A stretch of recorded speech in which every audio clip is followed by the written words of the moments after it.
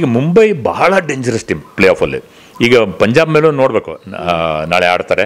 ಒಂದೇ ಮುಂಬೈಗೆ ಸ್ವಲ್ಪ ಏಜ್ ಚಾನ್ಸ್ ಅಲ್ಲ. ಮುಂಬೈ ಕೂಡ ನೋಡಿ ಕ್ವಾಲಿಫೈಡ್ ಟು ಕೂಡ ಅವರು ಫೈನಲ್ಸ್ ಬಂದರೆ 5 ದಿವಸದಲ್ಲಿ 3 ಮ್ಯಾಚ್ ಆಡಬೇಕು. ಟಿಮ್ ಡೇವಿಡ್ ಇಂಜೂರ್ಡ್ ಆಗಿದ್ದಾರೆ.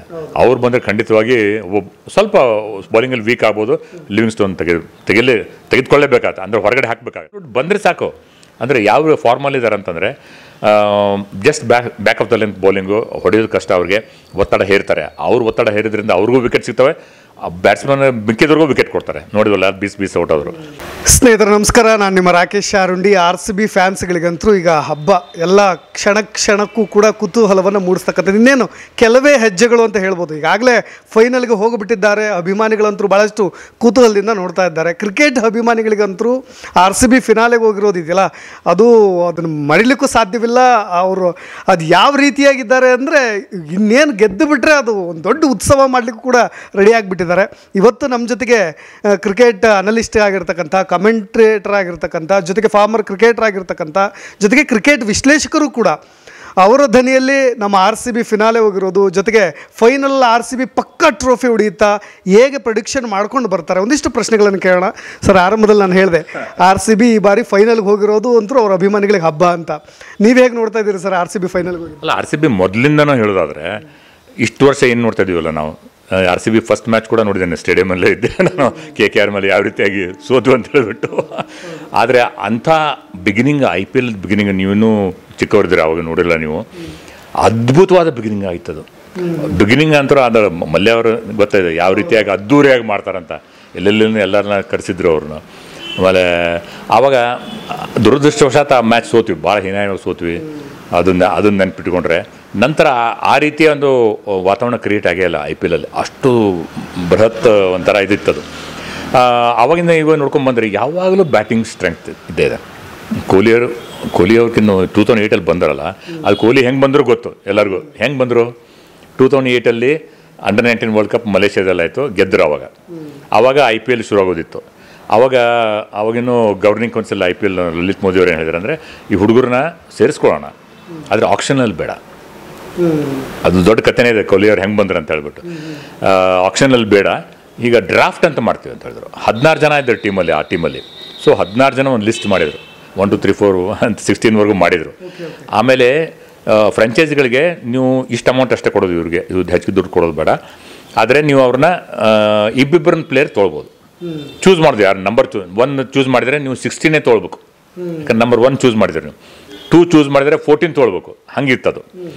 ಆವಾಗ ಲಾಟ್ಸ್ ತೆಗೆದ್ರು. ಮೊದಲು ಯಾರು ಚೂಸ್ ಮಾಡಬೇಕು, ಯಾವ ಫ್ರಾಂಚೈಸಿ ತೊಳ್ಬೇಕು, ಅವಾಗ 8 ಇದ್ವಲ್ಲ, 10 ಇರಲಿಲ್ಲ. ಸೊ ಅದು ನೋಡಿದ್ರೆ ಅವ್ರು ಡೆಲ್ಲಿಗೆ ಬಂತು ಚಾನ್ಸ್. ಕೊಹ್ಲಿ ಡೆಲ್ಲಿಯವರು. ಆದರೆ ಡೆಲ್ಲಿಯವರು ಚಾನ್ಸ್ ಬಂದ ತಕ್ಷಣ ಅವರು ಕೊಹ್ಲಿ ಅವ್ರಿಗೆ ಅವಾಗೇನು ಅನ್ನಿಸ್ತೇನೋ ಬೇಡ ಅನ್ನಿಸ್ತು. ಬೇಡ ಅಂತ ಇನ್ ದ ಸೆನ್ಸ್ ಯಾಕೆ ಅಂತಂದರೆ ಪ್ರಾಕ್ಟಿಕಲ್ ಆಗಿದ್ದರು ಅವರು. ಅವಾಗ AB de Villiers ಮತ್ತು ಇವರು ಬ್ಯಾಟಿಂಗ್ ಭಾಳ ಸ್ಟ್ರಾಂಗ್ ಇತ್ತು ಡೆಲ್ಲಿ ಟೀಮ್ದು. ಹಾಗಿರುವಾಗ ನಮಗೆ ಬ್ಯಾಟರ್ ಬೇಡ, ನಮಗೆ ಬೌಲರ್ ಬೇಕು ಅಂತ ಹೇಳಿ ಪ್ರದೀಪ್ ಸಂಗವಾನ ಅಂತ ಹೇಳ್ಬಿಟ್ಟು ಲೆಫ್ಟ್ ಆರ್ಮ್ ಮೀಡಿಯಂ ಪೇಸರ್ ಇದ್ರು. ಅವರು ನಂತರ ಆಡಿದರು ಭಾಳ. ಅವರು ಅಂಡರ್ 19 ಭಾಳ ಚೆನ್ನಾಗಿ ಆಡಿದರು. ಸೊ ಹಂಗೆ ಅವರು ತೊಗೊಂಡ್ರು. ಹಿಂಗಾಗಿ ಡೆಲ್ಲಿ ನಂಬರ್ 2 ಚೂಸ್ ಮಾಡಿದ್ರು, ನಂಬರ್ 14 ತೊಗೊಂಡ್ರು. 2ನೇ ಚಾನ್ಸ್ ಯಾರಿಗೆ ಲಾಟ್ಸ್ ಬಂತು ಅಂದ್ರೆ ನಮ್ಮ RCB ಮಲ್ಯ ಅವ್ರಿಗೆ ಸಿಕ್ತು. ಮಲ್ಯ ಅವ್ರು ಅಂದ ತಕ್ಷಣ ಅವ್ರಿಗೆ ಗೊತ್ತಲ್ಲ ಯಾವ ರೀತಿಯಾಗಿ. So under 19 captain, glamorous team, ಹಂಗೆ ಅಂತ ಹೇಳ್ಬಿಟ್ಟು ತೊಗೊಂಡ್ರು. ಅವರು ಇನಿಷಿಯಲಿ ಹೆಚ್ಚಿಗೆ ರನ್ ಸ್ಕೋರ್ ಮಾಡಿರಲಿಲ್ಲ ಕೊಹ್ಲಿ ಅವರು. ಅವಾಗ ಕೂಡ ನೋಡಿ ಯಾರ್ಯಾರಿದ್ರು ಅವಾಗ. ಅನಿಲ್ ಅವರು ನಮ್ಮ ಕರ್ನಾಟಕದಿಂದ 5-6 ಜನ ಆಟಗಾರಿದ್ರು. ಅದಕ್ಕೆ ಸ್ವಲ್ಪ ನಮಗೆ ಈಗ ಬೇಜಾರು ಅಂದರೆ ಕರ್ನಾಟಕದವ್ರಿಗೆ ಜಾಸ್ತಿ ಜನ ಇಲ್ಲ ಅಂತ. ಅವಾಗ 5-6 ಜನ ಇರ್ತಿದ್ರು. ಪ್ಲೇಯಿಂಗ್ ಲೆವೆನಲ್ಲಿ 4-5 ಜನ ಇರ್ತಿದ್ರು. ಅನಿಲ್ ಇರ್ತಿದ್ರು, ರಾಹುಲ್ ಇರ್ತಿದ್ರು, ಜೋಶಿ ಇರ್ತಿದ್ರು, ಆಮೇಲೆ ನಂತರ ಅಖಿಲ್, ಇವರು ಎಲ್ಲ ಇರ್ತಿದ್ರು.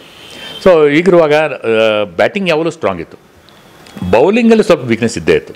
ಬ್ಯಾಟರ್ಸ್ ಎಷ್ಟೇ ಹೊಡೆದ್ರು ಕೂಡ ಈಗಿನಷ್ಟಲ್ಲ, 200 ಆವಾಗಿನ ಹೊಡಿತಿರಲಿಲ್ಲ ಯಾರು. ಇಂಪ್ಯಾಕ್ಟ್ ಸಬ್ ಬಂದು ಇಷ್ಟೆಲ್ಲ ಆಗಿರೋದು. ಸೊ 210 ಹೊಡೆದ್ರು ಕೂಡ ಬೌಲಿಂಗಲ್ಲಿ ವೀಕ್ನೆಸ್ ಇದ್ದೇ ಇತ್ತು ಯಾವಾಗಲೂ. ಅಂದರೆ ನೋಡಿ, ಈಗ ಇದೆಲ್ಲ ಬ್ಯಾಟ್ಸ್ಮನ್ ಗೇಮ್ ಇದು. ಕ್ರಿಕೆಟ್ ಅಂದರೆ ಏನೇನು ಬ್ಯಾಟರ್ಸ್ಗೆ, ಈಗ ಬ್ಯಾಟರ್ಸ್ ಅಂತೀವಲ್ಲ, ಅವ್ರಿಗೆ ಏನೇನು ಅನುಕೂಲನೋ. ಯಾಕಂದರೆ ಎಲ್ಲರೂ ಬರೋದು ಇದಕ್ಕೆ, ಸ್ಟೇಡಿಯಂ ಬರೋರು, ಆಮೇಲೆ TV ಮುಂದೆ ಕೂತ್ಕೊಂಡು ನೋಡೋರು ಬೌಂಡ್ರಿ ಸಿಕ್ಸರ್ ನೋಡೋಕ್ಕೆ. ಈಗ ಬೌಂಡ್ರಿ ನೋಡೋಕ್ಕೂ ಪೇಷನ್ಸ್ ಇಲ್ಲ, ಬರೀ ಸಿಕ್ಸರ್ ಬೇಕು ಅಂತ. ಅದರಲ್ಲಿ ಅದು ತಕ್ಕಂತೆ ಗ್ರೌಂಡ್ಗಳು ಎಲ್ಲ ಚಿಕ್ಕದು ಅಂತಂದ್ರೆ, ಗ್ರೌಂಡ್ ಚಿಕ್ಕದಿರಲ್ಲ, ಅದ್ರ ಒಳಗಡೆ ಸೇರಿಸಿರ್ತಾರೆ. ಒಂದು 10 ಅಡಿ ಬಿಟ್ಬಿಟ್ಟು ಒಂದು ಸ್ಪಾನ್ಸರ್ಸ್ ಇವ್ರು ಇರ್ತಾವಲ್ಲ ಅದು ಮಾಡ್ತಾರೆ, ಬೋರ್ಡ್ಗಳಿರ್ತಾವೆ. ಆಮೇಲೆ ನಂತರ ಒಂದು ಬೌಂಡ್ರಿ ಲೈನ್ ಇರುತ್ತೆ, ಅದ್ರ ಯಾಕಂದರೆ ಡೈವ್ ಹೊಡಿತಾರೆ, ಹೋಗಿ ಬೀಳ್ತಾರೆ, ಹೀಗಾಗಿ ಧಕ್ಕೆ ಆಗಬಾರ್ದು ಅಂತ. ಸೊ ಒಂದು 20 ಅಡಿ ಒಳಗೆ ಬಂದಮೇಲೆ ಅದೆಷ್ಟು ಉಳಿತು, 55ರಿಂದ 58, 63, 60 ಆ ಥರ ಇರುತ್ತೆ. ಸೊ ಎಲ್ಲ ಸಿಕ್ಸರ್ ನೋಡೋರು. ಸೊ ಅವಾಗ ಕ್ರಿಸ್ ಗೇಲ್ ಬಂದರು, ಇವ್ರು ಬಂದರು, ಎಲ್ಲ ಇದ್ದರು, ಡೆವಿಲಿಯರ್ಸ್ ಎಲ್ಲರೂ ಇದ್ದರು. ಆದರೂ ಕೂಡ ಬೌಲಿಂಗ್ನಲ್ಲೇ ಸ್ವಲ್ಪ ಹಿಂದೆ ಆಗ್ತಾಯಿತ್ತು ಯಾವಾಗಲೂ. ಅದಕ್ಕೆ ನೋಡಿ 2009 ಇದ್ದಾಗ ಕೂಡ ಅನಿಲ್ ಅವ್ರ ಇದ್ದಾಗ ಕೂಡ ಡೆಕ್ಕನ್ ಚಾರ್ಜರ್ಸ್ ಮೇಲೆ ನಾವು ಸೋತೀವಿ. ಸೌತ್ ಆಫ್ರಿಕಾಗೆ ಶಿಫ್ಟ್ ಆಗಿತ್ತು, ಯಾಕಂದರೆ ಜನರಲ್ ಎಲೆಕ್ಷನ್ಸ್ ಇತ್ತು ಅವಾಗ 2009. ಅಲ್ಲಿ ಹೋದಾಗ ಫೈನಲ್ಸಲ್ಲಿ ಸೋತ್ವಿ, ಗೆಲ್ತಾರೆ ಅಂದ್ಕೊಂಡಿವಿ, ಆದರೂ ಫೈನಲ್ಸಲ್ಲಿ ಸೋತ್ವಿ. ನಂತರ 2011 ಸೋತ್ವಿ. 2016 SRH ಮೇಲೆ ಫೈನಲ್ಸ್ ಸೋತ್ವಿ. ಸೊ ಇದನ್ನು 4ನೇ ಸರ್ತಿ ಫೈನಲ್ಸಿಗೆ ಬಂದಿರೋದು. ಈಗ ಮುಂಬೈ ಬಹಳ ಡೇಂಜರಸ್ ಟೀಮ್ ಪ್ಲೇ ಆಫಲ್ಲಿ. ಈಗ ಪಂಜಾಬ್ ಮೇಲೂ ನೋಡಬೇಕು, ನಾಳೆ ಆಡ್ತಾರೆ. ಒಂದೇ ಮುಂಬೈಗೆ ಸ್ವಲ್ಪ ಏಜ್ ಚಾನ್ಸ್ ಅಲ್ಲ. ಮುಂಬೈ ಕೂಡ ನೋಡಿ ಕ್ವಾಲಿಫೈರ್ 2 ಕೂಡ ಅವ್ರಿಗೆ ಫೈನಲ್ಸ್ ಬಂದರೆ 5 ದಿವಸದಲ್ಲಿ 3 ಮ್ಯಾಚ್ ಆಡಬೇಕಾಗುತ್ತೆ. ಈಗ ನಾವು ಹೇಳ್ತೀವಿ T20 ಏನು 4 ಓವರ್ ಬೌಲಿಂಗ್ ಮಾಡೋದಂತ, ಬಟ್ ಇದು 4 ಮಾಡುತ್ತೆ ಸರ್, ಮುಂಬೈಗೆ ಎಫೆಕ್ಟ್ ಮಾಡುತ್ತೆ ಅಂತ. ಖಂಡಿತವಾಗಿ ಎಫೆಕ್ಟ್ ಆಗುತ್ತೆ. ಅವ್ರೇನೋ ಪಂಜಾಬ್ ಮೇಲೂ ಹಿಂಗೆ ಒದ್ದಾಡ್ಕೊಂಡು ಗೆದ್ದರೆ ಒಂದು ದಿವ್ಸ ಬಿಟ್ಟು ಮತ್ತೆ ಫೈನಲ್ಸ್. ನಾವು ಆರಾಮಾಗಿ ಅಹಮದಾಬಾದಲ್ಲಿ ಕೂತ್ಕೊಂಡಿದ್ದೀವಿ, ಮ್ಯಾಚ್ ನೋಡ್ತಾ ಇದ್ವಿ, ಪ್ರಾಕ್ಟೀಸ್ ಮಾಡ್ತಾ ಇದ್ವಿ, ಎಂಜಾಯ್ ಮಾಡ್ತಾ ಇದ್ವಿ. ಅಂದರೆ RCB. ಸೊ ಅವಾಗ ಅಫೆಕ್ಟ್ ಆಗುತ್ತೆ, ಯಾಕಂದರೆ ಅದು ವೆರಿ ಯಂಗ್ ಟೀಮ್ ಏನಲ್ಲ, ಯಂಗ್ಸ್ಟರ್ಸ್ ಇದ್ದಾರೆ, ಅವರು ವೆರಿ ಯಂಗ್ ಟೀಮ್ ಏನಲ್ಲ, ಈಗ ಅದು ಅಫೆಕ್ಟ್ ಆಗುತ್ತೆ. ಆದರೆ ಪಂಜಾಬ್ ಕೂಡ ಅವ್ರದ್ದೇನು ಪ್ಲ್ಯಾನ್ ಫಲಿಸಿದರೆ, ಪಂಜಾಬ್ ಪ್ಲ್ಯಾನ್ ಫಲಿಸಿದರೆ ಖಂಡಿತವಾಗಿ ಅವರು ಇಂಥ ಪಿಚ್ ಮೇಲೆ ಸಿಕ್ಕಾಕೊಳ್ಳಲ್ಲ. ಮುಲಾನ್ಪುರದ ಪಿಚ್ ಅಲ್ಲ, ನರೇಂದ್ರ ಮೋದಿ ಸ್ಟೇಡಿಯಂ ಅಹಮದಾಬಾದ್ ಅಂತಂದರೆ ಅದು ಫೇರ್ ಪಿಚ್.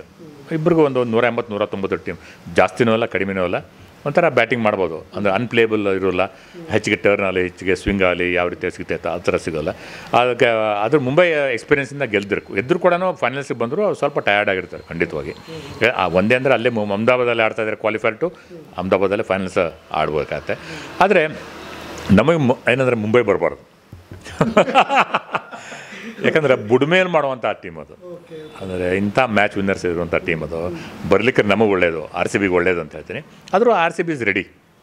ಎಲ್ಲ ವಿಧದಲ್ಲೂ ರೆಸ್ಟ್ ಸಿಕ್ಕಿರುತ್ತೆ, ಪ್ರಾಕ್ಟೀಸ್ ಆಗಿರುತ್ತೆ, ಮನೋಬಲ ಹೆಚ್ಚಿದೆ. ಆ್ಯಂಡಿ ಫ್ಲವರ್ ಅವರು ಬದಲಾಯಿಸಿದ್ದು ನಮ್ಮ ಮೈಂಡ್ಸೆಟ್. ಅಂದ್ರೆ ಆ್ಯಂಡಿ ಫ್ಲವರ್ ಅಂತಂದರೆ ಭಾಳ ಹಾರ್ಡ್ ಟಾಸ್ಕ್ ಮಾಸ್ಟರ್ ಅವರು. ಅವರೆಂಥ ಪ್ಲೇಯರ್ ನೀವು ನೋಡಿಲ್ಲ, ಅವರು ನಾವು ಆಡೋದು ನೋಡಿದ್ವಿ. ಔಟ್ ತೆಗೆದು ಕಷ್ಟ ಆಯಿತು. ನಮ್ಮ ಭಾರತದ ಮೇಲಂತೂ ಕಂಟಕ ಅವರು ಬ್ಯಾಟಿಂಗ್ ಬಂದರೆ. ಅವರು ಮತ್ತು ಗ್ರ್ಯಾಂಡ್ ಫ್ಲವರ್ ಅವ್ರದ್ದು ಎಂಥ ಟೀಮ್ ಇತ್ತು ಜಿಂಬಾಬ್ವೆ. ಈಗ ಅಂಥ ಟೀಮ್ ಇಲ್ಲವೇ ಅಲ್ಲ ಬಿಡಿ, ಒಬ್ಬರು ಇಲ್ಲ.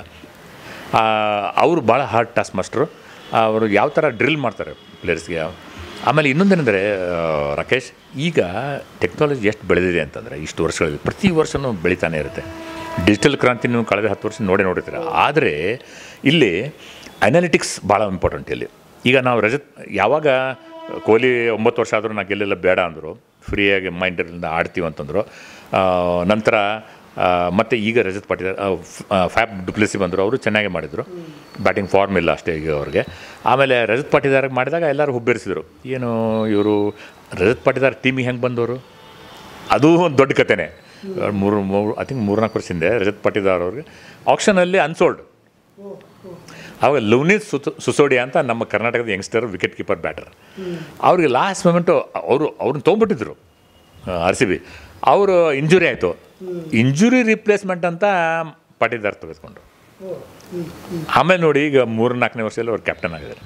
ಅಂದರೆ ಅವರು ಭಾಳ ಅಂದರೆ ಕ್ವಾಯಟು, ಸಾಫ್ಟ್ ಸ್ಪೋಕನ್ನು, ಕೂಲ್ ಆಗಿರ್ತಾರೆ, ಕಾಮ್ ಆಗಿರ್ತಾರೆ.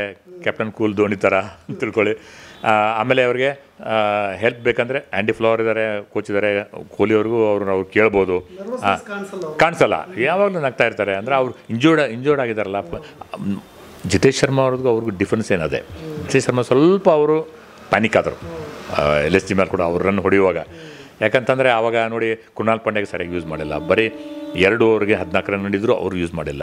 ನುವಾನ್ ತುಷಾರ ಬಂದರು 4 ಓವರಲ್ಲಿ 28 ರನ್ನು, ಇಬ್ಬರು ಸೇರಿ 42 ರನ್ ಕೊಟ್ಟಾರೆ. ಮಿಕ್ಕ 14 ಓವರಲ್ಲಿ ಮಿಕ್ಕಿದ ಬೌಲರ್ಸು 190 ರನ್ 86 ರನ್ ಕೊಟ್ಟಿದ್ದಾರೆ. ಅಂತಂದರೆ at the rate of 13-14 runs ಕೊಟ್ಟಿದ್ದಾರೆ. ಅಂದರೆ ಆವಾಗ ನಮ್ಮ ಬೌಲಿಂಗ್ ಭಾಳ ಎಲ್ಲರೂ ಕ್ರಿಟಿಸೈಸ್ ಮಾಡಿದರು. ಸದ್ಯಕ್ಕೆ ಅದು ಅಂಥ ಪಿಚ್ ಸಿಕ್ತು ನಮಗೆ. ಟಾಸ್ ಗೆದ್ವಿ, ಅದು ಭಾಳ ಇಂಪಾರ್ಟೆಂಟ್ ಟಾಸ್ ಇತ್ತು, ಅದೃಷ್ಟ ಆಯಿತು, ಗೆದ್ವಿ. ಆಮೇಲೆ ಅವ್ನು ಧೂಳಿಪಟ ಮಾಡಿದ್ವಿ ಅಂತ ತಿಳ್ಕೊಳ್ಳಿ. ಆದರೆ ಈ ಮುಂಬೈದು ಆಮೇಲೆ ಪಂಜಾಬದು ಅದನ್ನು ಮತ್ತೆ ನಾವು ವಿಶ್ಲೇಷಣೆ ಮಾಡಿದರೆ, ಪಂಜಾಬ್ ಬ್ಯಾಟರ್ಸ್ ಏನಾದ್ರು ಕ್ಲಿಕ್ ಆದರೆ ಮುಂಬೈ ಕಷ್ಟ ಆಗುತ್ತೆ. ಯಾಕಂದರೆ Mumbai on paper is very good. Surya ಇರೋವರೆಗೂ ನಮ್ಮಂದಿರೋವರೆಗೂ ಕೊನೆವರೆಗೂ ಇದ್ದೇ ಇದೆ. ಆದರೂ ಇದು ಹಳೆ ಮುಂಬೈ ಟೀಮಲ್ಲ ಖಂಡಿತವಾಗಿ. ರೋಹಿತ್ ಶರ್ಮಾನೂ ಒಂದು ಕಾಲ ಹೊರಗಡೆ ಇಟ್ಟಿದ್ದಾರೆ. ಎಲ್ಲ ಕಡೆ ರಿಟೈರ್ ಆಗಿದ್ದಾರೆ, ಒನ್ ಡೇ ಮಾತ್ರ ಆಡ್ತಾ ಇದ್ದಾರೆ, ಒಂದು ಕಾಲ ಹೊರಗಡೆ ಇಟ್ಟಿದ್ದಾರೆ. ಅವ್ರಿಗೂ ನಿನ್ನೆ ಅಷ್ಟು ಚಾನ್ಸ್ ಸಿಗದೆ ಹೋಗಿದ್ರೆ ಅದು ಕಷ್ಟ ಆಗ್ತಿತ್ತು, ಇನ್ನೂ ಕಷ್ಟ ಆಗ್ತಿತ್ತು. 228 ಹೊಡೆದು ಕೂಡ ಇಷ್ಟು ಕಷ್ಟಪಟ್ಟು ಕೊನೆಗೆ ಇಷ್ಟು ಕಷ್ಟಪಟ್ಟು ಗೆಲ್ಲಬೇಕಾಯಿತು. ಅದನ್ನು ವೀಕ್ನೆಸ್ ಇದ್ದೇ ಇದೆ. ಗುಜರಾತ್ ಟೀಮ್ ಸ್ಟ್ರಾಂಗ್ ಇತ್ತು, ಬಟ್ ಗಿಲ್ ಫೇಲ್ ಆದರು. ಮೂವರು Gujarat totally dependent on top 3. ಕೆಳಗಿನ ಬ್ಯಾಟರ್ಸ್ ಬಗ್ಗೆ ಹೇಳ್ಬಿಡಿ. ಸರ್ಫೇನ್ ಇದ್ದರು, ಶಾರುಖ್ ಖಾನ್ ಇದ್ದರು, ಮತ್ತು ತಿವಾತೆ ಇದ್ದರು. ಅಂದರೆ ಹೆಚ್ಚು ಇದು ಅವ್ರಿಗೆ ಅನುಭವ ಇಲ್ಲ. ಟಾಪ್ 3 ಮೇಲೆ ಪೂರ್ತಿ ಡಿಪೆಂಡ್ ಆದವರು ಸಾಯಿ ಸುದರ್ಶನ್, ಗಿಲ್ಲು ಹಾಗೂ ಬಟ್ಲರು. ಎಲ್ಲರೂ 500 ಮೇಲೆ 600 ಮೇಲೆ 700 ಮೇಲೆ ಸ್ಕೋರ್ ಮಾಡಿದವರು. ಯಾವಾಗ ಮೂವರಲ್ಲಿ ಇಬ್ಬರು ಫೇಲ್ ಆಗ್ತಾರೆ ಅವಾಗ ಕಷ್ಟ ಆಗುತ್ತೆ. ಆದರೆ ನಮ್ದು ಏನು ಕೊರತೆ ಇತ್ತು ಅಂದರೆ ಅವೇ ಮ್ಯಾಚಸಲ್ಲಿ ರೆಕಾರ್ಡ್ ಮಾಡಿದ್ವಿ. ಈವರೆಗೆ IPL ಇತಿಹಾಸದಲ್ಲೇ 17 ವರ್ಷದ ಇತಿಹಾಸದಲ್ಲಿ ಮೊಟ್ಟ ಮೊದಲ ಬಾರಿಗೆ ಒಂದು ಟೀಮು ಎಲ್ಲ 7 ಅವೇ ಮ್ಯಾಚಸ್ನ ಗೆತ್ತು. LSG ಮೇಲೆ ನಾವು ಅದು ಕೂಡ ನಾವು ಅವೇ ಮ್ಯಾಚ್ ಆಯಿತು. ಸೊ ಅದೊಂದು ರೆಕಾರ್ಡ್ ಸ್ಥಾಪಿಸ್ತು. ಅಂದರೆ ಮೊದಲಿಂದನೂ ಒಂಥರ ಸ್ಟ್ರೆಂಗ್ತ್ ಇದ್ದೇ ಇತ್ತು. ಮುಂಬೈ ಥರ ಮೊದಲು 5ರಲ್ಲಿ 4 ಸೋತು ಆಮೇಲೆ ಮುಂದೆ ಬಂದಿಲ್ಲ. ನಾವು ಮೊದಲಿಂದನೂ ಒಂದು ಅವೇ ಮ್ಯಾಚಸ್ ಗೆಲ್ತಾಯಿದ್ವಿ. ಹೋಮ್ ಮ್ಯಾಚ್ ಸ್ವಲ್ಪ ಹಿಂದೆ ಮುಂದೆ ಆಗ್ತಾಯಿದ್ವಿ. 3-4 ಮ್ಯಾಚ್ ಸೋತ್ವಿ. ಅದನ್ನು ಕೊರತೆಯನ್ನು ನಿಗಿಸ್ಕೊಂಡ್ರು. ಸೊ ಹೇಸಲ್ವುಡ್ ಬಂದದ್ದು ದೊಡ್ಡ ಒಂದು ಬ್ರೇಕ್ ನಂತರ ಬಂದದ್ದು. ಮೊನ್ನೆ ಹಿಂದೆ ಬಂದ ತಕ್ಷಣ ಆಡಲಿಲ್ಲ ಅವರು. ಆಮೇಲೆ ಮೊನ್ನೆ ಮ್ಯಾಚ್ ವಿನ್ನರ್. ಅಂದರೆ ಹೇಸಲ್ವುಡ್ ಬಂದರೆ ಸಾಕು. ಅಂದರೆ ಯಾವ ಫಾರ್ಮಲ್ಲಿದ್ದಾರೆ ಅಂತಂದರೆ just back of the length bowling ಹೊಡೆಯೋದು ಕಷ್ಟ. ಅವ್ರಿಗೆ ಒತ್ತಡ ಹೇರ್ತಾರೆ. ಅವ್ರು ಒತ್ತಡ ಹೇರಿದ್ರಿಂದ ಅವ್ರಿಗೂ ವಿಕೆಟ್ ಸಿಗ್ತವೆ, ಬ್ಯಾಟ್ಸ್ಮನ್ ಮಿಕ್ಕಿದ್ರಿಗೂ ವಿಕೆಟ್ ಕೊಡ್ತಾರೆ. ನೋಡಿದ್ವಲ್ಲ, ಬೀಸ್ ಔಟ್ ಆದರು. ಸೊ ಬರೀ ಅವರು ಬ್ಯಾಟಿಂಗ್ ನಾವು ಕ್ರಿಟಿಸೈಸ್ ಮಾಡ್ಬೋದು. ಪಂಜಾಬ್ ಕಿಂಗ್ಸ್ದು ಕ್ವಾಲಿಫೈಯರ್ 1ನಲ್ಲಿ ಈ ರೀತಿ ಬೀಸ್ ಔಟ್ ಆದರು ಅಂತ. ಆದರೆ ಯಾಕೆ ಅದನ್ನು ಪ್ರೆಷರ್, ಒತ್ತಡವನ್ನು ಕ್ರಿಯೇಟ್ ಮಾಡಿದವರು ಯಾರು? ಹೇಸಲ್ವುಡ್ಡು ಇವರೆಲ್ಲ ಸೇರ್ಕೊಂಡು, ಭುವನೇಶ್ವರ್ ಎಲ್ಲ ಸೇರ್ಕೊಂಡು ಮಾಡಿದರು. ಸೊ ಹಿಂಗಾಗಿ ಒತ್ತಡ ತಾಳಲಾರದೆ ಅವರು 11 ವರ್ಷದ ನಂತರ ಅವರು ಪ್ಲೇ ಆಫ್ ಬಂದವರು. ನಾವು ಕಳೆದ 6 ವರ್ಷದಲ್ಲೇ 5 ಸರ್ತಿ ಪ್ಲೇ ಆಫ್ ಒಟ್ಟಾರೆ ಐ ಥಿಂಕ್ 10 ಸರ್ತಿ ನಾವು ಪ್ಲೇ ಆಫ್ ಬಂದಿದ್ವಿ. 3 ಸರಿ ಫೈನಲ್ಸ್ ಆಡಿದ್ವಿ. ಗೆದ್ದಿಲ್ಲ ಅಷ್ಟೇ ಹೊರತು, ಅದು ಬಿಟ್ಟು ಎಲ್ಲ ಏನು ಮಾಡ್ಬೇಕು ಎಲ್ಲ ಮಾಡಿದ್ವಿ. ಆದರೆ ಗೆದ್ದಿರಲಿಲ್ಲ ಅಷ್ಟೇ. ಸೊ ಅದು ಅಡ್ವಾಂಟೇಜ್ ಆಗಿತ್ತು. ಅಂದರೆ ಪ್ಲೇ ಆಫ್ ಲೀಗ್ ಹಂತದಲ್ಲಿ ಆಡೋದು ಬೇರೆ ಆಗುತ್ತೆ. ಪ್ಲೇ ಆಫ್ ಹಂತದಲ್ಲಿ ನಿಮ್ಮ ಮೈಂಡ್ಸೆಟ್ ಹೇಗಿರುತ್ತೆ, ನಿಮ್ಮ ಮನೋಬಲ ಹೇಗಿರುತ್ತೆ, ಒತ್ತಡವನ್ನು ಹೇಗೆ ನಿಭಾಯಿಸ್ತೀರಿ. ಯಾಕಂದರೆ ಪ್ಲೇ ಆಫ್ ಅಂದರೆ ಪ್ಲೇ ಆಫ್. ಅದು ಓಕೆ, ನಾವು ಕ್ವಾಲಿಫೈಯರ್ 1ಗೆ ಆಡಿದ್ವಿ, ಹೀಗಾಗಿ ಇನ್ನೊಂದು ಚಾನ್ಸ್ ಸಿಗ್ತಿತ್ತು. ಆದರೂ ಕೂಡ ನಾವು ಯಾವ ರೀತಿ ಆಡಿದ್ವಿ ಅಂದರೆ ಇದೇ ಫೈನಲ್ಸು ಆ ಮನೋಭಾವದಿಂದ ಆಡಿದ್ರಿಂದ ಗೆದ್ದು. ಅವರು ಅಟ್ಯಾಕ್. ಯಾಕಂದರೆ ಅವ್ರ ಗುರು ಯಾರು? Ricky Ponting. ಅವ್ರದ್ದು ಆಸ್ಟ್ರೇಲಿಯನ್ನು. ಅವ್ರ ಎಲ್ಲ ಹುಡುಗರು ತುಂಬುವುದು ಅದೇ. ಎಲ್ಲರ ಅಟ್ಯಾಕ್.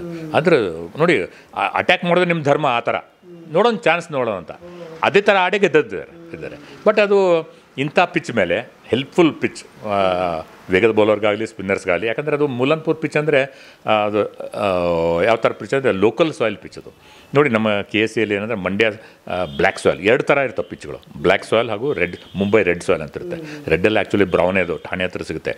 ಸೊ ನಮ್ಮ ಬೆಂಗಳೂರಲ್ಲಿ ಅಂತಂದರೆ ಬ್ಲ್ಯಾಕ್ ಸಾಯಿಲ್ ಇರುತ್ತೆ, ಮುಂಬೈಯಲ್ಲಿ ರೆಡ್ ಸಾಯಿಲ್ ಯೂಸ್ ಮಾಡ್ತಾರೆ ಅದನ್ನ. ಸೊ ಮೊನ್ನೆ ಮುಲನ್ಪುರದಲ್ಲಿ ಆಡಿದ್ದು ಅದು ಮಿಕ್ಸ್ಡ್ ಸಾಯಿಲ್. ಅದು LSG ಮೇಲೆ ಆಡಿದ್ದು ಮಿಕ್ಸ್ಡ್, ಅಂದರೆ ಬ್ಲ್ಯಾಕ್ ಸಾಯಿಲ್ ರೆಡ್ ಸಾಯಿಲ್ ಸೇರಿ ಮಾಡಿದ್ದು.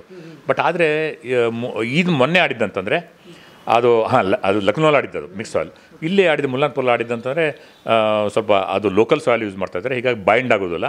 ಹೀಗಾಗಿ ಬೌಲರ್ಸ್ಗೆ ಹೆಲ್ಪ್ ಇದ್ದೇ ಇರುತ್ತೆ ಅಂತ ಹೇಳಿ. ಆದರೆ ಇಷ್ಟು ಹೆಲ್ಪ್ ಸಿಕ್ಕಿತ್ತಲ್ಲ, ಅದು ನಮ್ಮ ಅದೃಷ್ಟ ಅಂತ ಹೇಳೋದು. ಅಂದರೆ ಎಲ್ಲ ಕೂಡಿ ಬರ್ತಾಯಿದೆ ನಮಗೆ. ರಾಕೇಶ್ ಅದೇನಂತಂದರೆ ಕೂಡಿ ಬರ್ತಾಯಿದೆ. ವಿರಾಟ್ ಕೊಹ್ಲಿ ಅವರ ನಂಬರ್ ಏನು 18, ಇದು IPL ನಂಬರ್ 18 ಎಲ್ಲ ಸೇರಿ ಒಟ್ಟಿಗೆ ಈಗ ಫೈನಲ್ಸ್ ಬಂದದ್ದಾಗಿದೆ. ಇಷ್ಟು ಸುಲಭವಾಗಿ ಅನ್ನೋಕ್ಕಿಂತ ಕಂಫರ್ಟೇಬಲ್ ಆಗಿ ಎಂದೂ ಫೈನಲ್ಸ್ಗೆ ನಾವು ಬಂದಿಲ್ಲ.